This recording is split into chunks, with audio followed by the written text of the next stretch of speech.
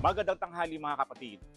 Hinimok ng simbahang Katolika mga Pilipino na bumoto ng totoong mga leader at hindi yung mga entertainers. Mismong si Bishop Roberto Santos ng Antipolo ang nagsabi niyan. Dapat daw kasi ay nakakatulong sa taong bayan ang iluluklok sa pwesto, hindi yung mga marunong lang sumayaw at kumanta. Ang tanong ko sa inyo mga kapatid, ano ba dapat ang katangian ng kandidato na iboboto nyo?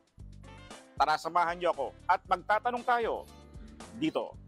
May pagmamahal sa bayan, alam niya yung sinasabi niya, may paninindigan.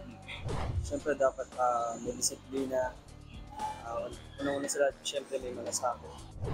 Una po sa lahat, dapat may experience siya sa lahat ng bagay para yung iba't ibang estado ng buhay ng tao is alam niya paano niya iti-take yun, paano niya gagawa ng paraan.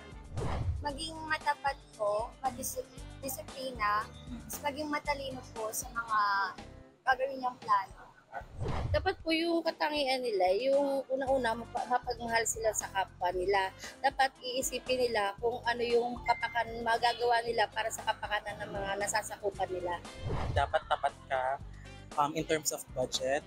Second is dapat yung commitment mo dun sa taong bayan. Dapat hindi ka nagpapatawag ng coffee break pag alam mo mainit na yung issue at kailangan pag-usapan.